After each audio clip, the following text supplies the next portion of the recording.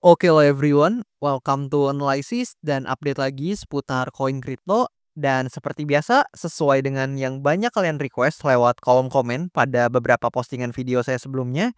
So di video kali ini kita akan update seputar salah satu koin yang mungkin teman-teman udah sama sekali nggak asing ya harusnya buat koin ini. Dan nggak lain nggak bukan seperti yang teman-teman bisa lihat di chart, kita akan bahas seputar WLD atau Worldcoin nih teman-teman.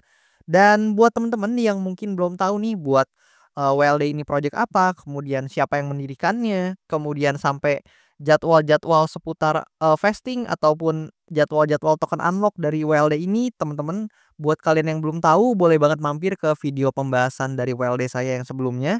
Dan after that teman-teman boleh banget nih buat balik lagi ke video yang sekarang ini, karena di video tersebut semua detail-detail seputar WLD sampai ke beberapa venture capital yang berinvestasi di sana juga saya deliver dengan cukup detail, teman-teman. Dan tentu disclaimer alert bahwasannya video ini sama sekali nggak bermaksud buat mengajak teman-teman semua menjual ataupun membeli aset tertentu, dan juga sama sekali nggak bermaksud buat mempromosikan aset tertentu. So always do your own research karena this is not financial advice.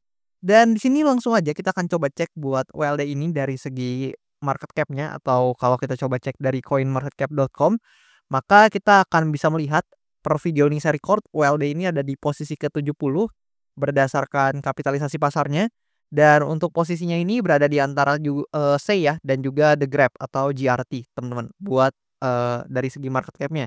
Dan di sini kalau kita coba lihat dari segi open interest, nah di sini teman-teman dapat mengamati ya bahwasannya open interest dari Worldcoin atau WLD ini dalam 24 jam terakhir memang ada pelemahan berkisar, minus 5,23% teman-teman. Dan di sini kalau kita back to the chart, nah, lebih kurang kayak gini. Ya meskipun memang market kripto memang sedang terkoreksi cukup signifikan ya, which means atau, di sini kita juga bisa lihat Bitcoin ini juga terkoreksi cukup signifikan teman-teman, di mana per video ini saya record ada di harga $79.000 per koinnya, dan bahkan sempat nyentuh di 76 ribuan sekian. Dan di sini kalau kita coba lihat buat OLD per video ini saya record buat harganya ini udah koreksi cukup jauh ya, di $0,72 per koinnya. Dan di sini juga demand area sangat disayangkan udah di breakdown teman-teman, dan kita akan ganti jadi supply area aja supaya bisa lebih jelas buat teman-teman notisnya. Nah, di sini dan kita akan coba buat ganti warnanya ya, jadi warna merah biar lebih jelas juga bahwasannya udah ganti jadi supply area. Dan terakhir kali saya update seputar OLD itu kalau nggak salah di tanggal 20-an Desember, lebih kurang di sini teman-teman. Itu saya terakhir kali saya update, dan pada saat itu saya katakan memang ada potensi ya buat OLD ini bisa kembali mengalami penguatan atau kenaikan, dan bener aja sebenarnya memang ada penguatan ya.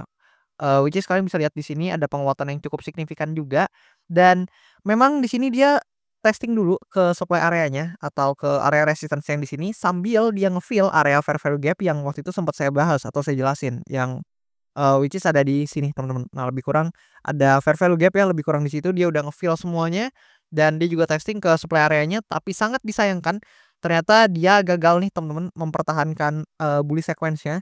Yang mana kalau kalian lihat di sini dia udah mulai membentuk higher high, higher low, higher high, higher low, higher high, dan seterusnya. Tapi sangat disayangkan ketika di sini dia malah membentuk yang namanya lower high. Dan per dia gagal nih breakout dari supply area ini, kita udah dapat konfirmasi bahwasannya sangat disayangkan WLD ini harus kembali ke posisi bearish-nya, teman-teman. Dan ya, kalian bisa lihat selanjutnya dia create yang namanya lower low, lower high, lower low, lower high, dan seterusnya, teman-teman. Bahkan di area ini memang sebelumnya sempat ada, sedikit kenaikan ya di sini, ada rebound sedikit, tapi memang ternyata nggak terlalu di-respect dan lanjut turun. Dan sama di demand area terakhirnya yang saya, mention atau yang saya tandain di sini juga ada rebound, teman-teman. Jadi sebenarnya memang ada, tekanan beli di area ini, tapi somehow dia nggak mampu bertahan ya dari area ini, yang mengartikan tekanan seller itu lebih kuat dibandingkan tekanan beli dari buyers. Dan ya kalian bisa lihat untuk harganya terkoreksi untuk WLD bahkan di bawah demand area yang ada di sini. Dan of course dia udah berubah jadi supply area sekarang, teman-teman. Dan buat teman-teman yang mungkin nanya, "Bang, buat WLD ini kira-kira koreksinya bisa sampai mana?" Kemudian mungkin ada teman-teman juga yang lagi nyangkut atau mungkin ada yang lagi cari opportunity buat WLD ini, yang nanya ke saya. Jadi mungkin gini teman-teman, ini bisa saya coba kasih beberapa probabilitas, tapi tentu disclaimer juga ini bukan sama sekali ajakan jual beli, dan teman-teman harus banget analisa mandiri juga teman-teman, karena tentu siapapun bisa salah termasuk saya. Dan di sini dari POV saya pribadi ya, kalau yang mungkin bisa kita amati dari perspektif time frame weekly-nya, kalian bisa lihat bahwasannya WLD ini udah turun cukup signifikan ya untuk, pergerakannya. Dan mungkin ya ada potensi buat dia mengejar nih ke level area support yang selanjutnya, yang mana sebenarnya udah hampir nggak ada teman-teman. Mungkin yang bisa kita marking adalah di area-area ketika WLD ini pertama-tama listing, teman-teman. Jadi mungkin di kisaran area ini teman-teman bisa pantau dan juga bisa amati ya, apabila memang ada reaction yang positif mungkin area-area ini bisa dijadikan sebagai support selanjutnya.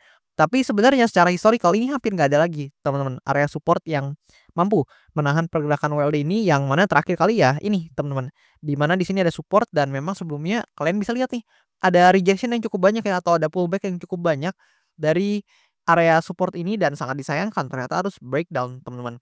Dan ya, eee more likely kita bisa ngelihat buat WLD ini mungkin bisa melakukan pergerakan koreksi dan mungkin bisa sampai di, demand zone yang ada di sini. Itu untuk kemungkinan yang punya percentage atau persentase terbesar dari POV saya pribadi.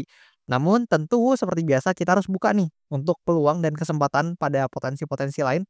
Di mana kalau teman-teman mungkin mau lihat nih WLD bisa kembali bullish, paling enggak deh sesimpel WLD take over dulu deh buat resistance yang ada di sini, atau juga kalau bisa resistance yang ada di sini, teman-teman.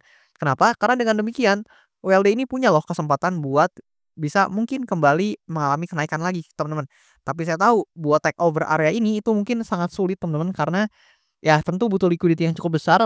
Namun di sini kita bisa lihat uncertainty di market crypto itu masih cukup tinggi ya, di mana, kalau kalian lihat Bitcoin-nya aja ini mengalami tekanan jual yang cukup signifikan, dan event Crypto Summit kemarin juga ternyata tidak membuahkan respon pada market dengan cukup baik, yang mana ternyata pelaku pasar cukup kecewa teman-teman dengan ya hasilnya, dan itu nggak bisa dipungkiri ya teman-teman, meskipun sebenarnya secara long term itu cukup oke, tapi ya, kalian bisa lihat nih, asumsi dan, eee tanggapan dari pelaku pasar ternyata berbeda teman-teman, dan menyebabkan, harganya ternyata malah drop atau mengimplikasi dropping pada harga dari berbagai aset beresiko termasuk Bitcoin di sini.